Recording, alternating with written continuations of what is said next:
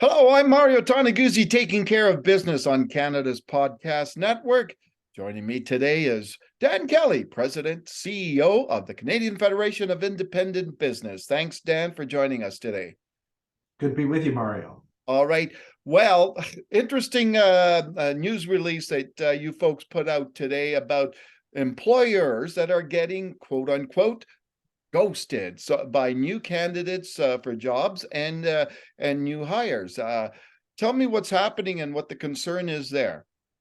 Look, we all know that there's a gripping shortage of labor. The estimate is that there's 1 million unfilled jobs in Canada, if you can believe it.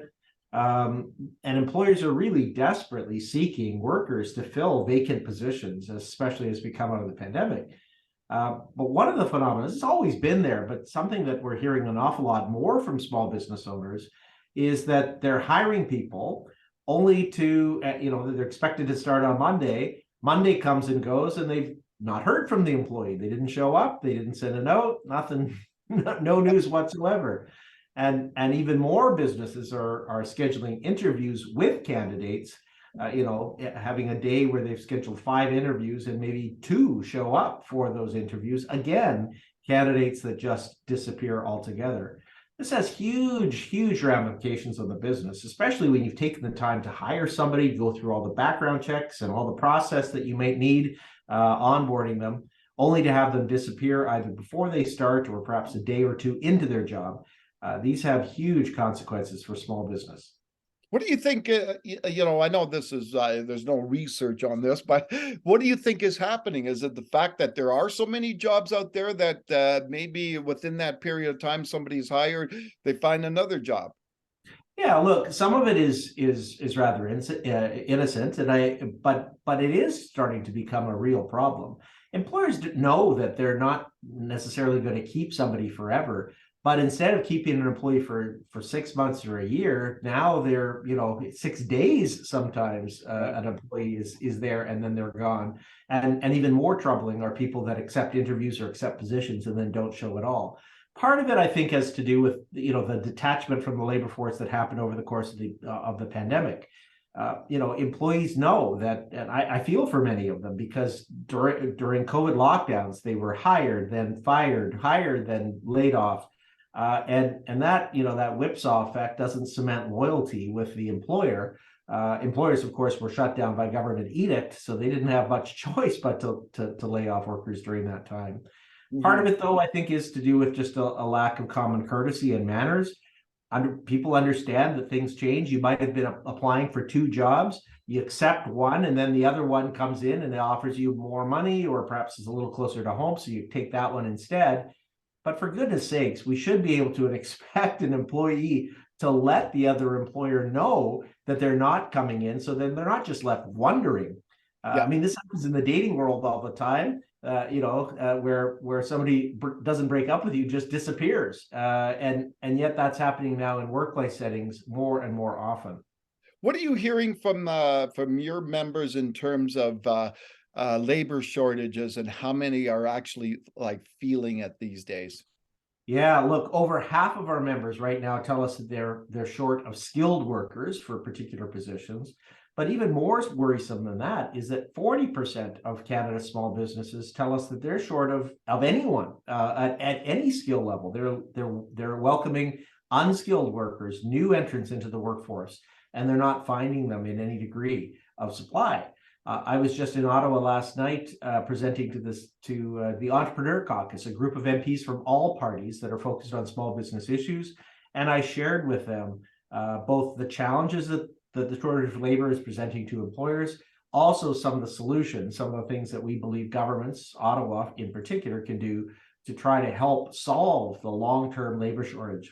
And Mario, if we think this is bad now, just flip ahead 5 years. I mean, once we get through this crush of retirements that are pent up, people now at the age where they're able to retire, a ton of Canadian workers are going to be taken out of the workforce. We're going to see a shortage of labor like we've just never seen before because of demographics. Well, let me just throw sort of the devil's advocate out there to you, to Dan here. So, okay, we do have that demographic, but considering what we're going through right now with inflation and cost of living, et cetera, will more and more of that demographic continue to work on past 65?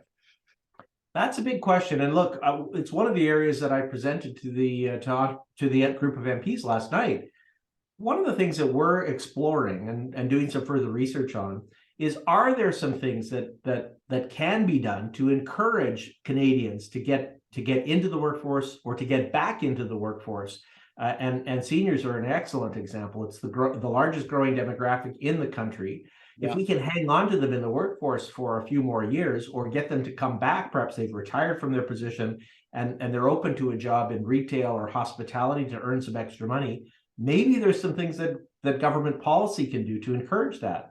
One is, if you're already drawing your CPP, you're post 65, you're retired, but you want to go back and work in a retail store a couple of days a week or work in the restaurant for a shift or two, do you need to pay EI premiums? And does your employer need to pay EI premiums on your behalf? Could that actually be rolled into your wages to allow you to take home even more? Or maybe we raise the basic personal exemption for seniors that are already drawing on CPP. Maybe we say to them, okay, you know what, come back.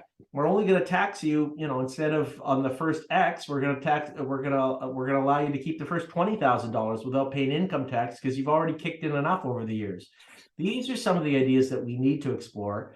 To be fair to the government, the Liberals did put in place a really good policy fairly recently, and that was to allow all foreign students that are here in Canada to work an unlimited number of hours. In the past, it was restricted. And now foreign students are able to work extra hours. That's going to be a significant uptick in the availability of labor. We need to do more solutions. We need to find more solutions like that.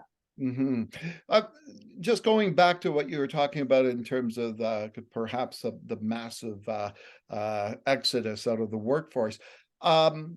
One of the things I think we lose there, besides obviously losing a body and losing a position, is the knowledge, experience that these people have, right? And that's not something that you can magically in even 1 year replace. No, it's very true. This is we are in a bit of a crunch here.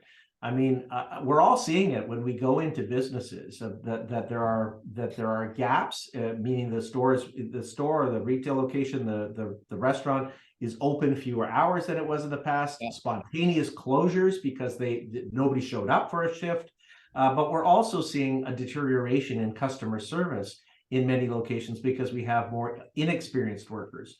We need those inexperienced workers, but as to your point, we need to pair them with somebody that has experience that can pass that on.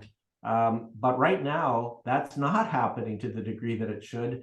We need to get back into a more balanced labor environment and do that fast. Immigration, of course, plays a critical role in this as well. Okay, not to put you on the spot, Dan, but if you can remind us, if you'd remember two things. What percentage of the businesses are back to quote unquote normal sales? And what is the average debt that these businesses have incurred during the pandemic? Oh, Mario, look, I use those numbers 7 days a week, so they're fresh in my mind. Still, it's stubbornly stuck at about 50%. About half of Canada's businesses are now back to normal levels of sales, or perhaps in some cases doing better. About half are still under their 2019 typical sales levels. And in terms of debt, there's about 60% of businesses that have taken on COVID-related debt, and among them, the average has dropped a bit, which is good news, but it's $110,000 on average across the country in debt that they've taken on. You add to that, of course, the fact that costs are rising on every item that the business purchases and on labor. Tax rates obviously rising with EICPP rates going up on January 1st. This does not make a great environment for small and medium-sized companies. Yeah. Thanks, Dan, for joining us again today. Anytime. All right. That was Dan Kelly, President and CEO of the Canadian Federation of Independent Business. I'm Mario Toneguzzi, taking care of business on Canada's Podcast Network. Thanks for joining us today.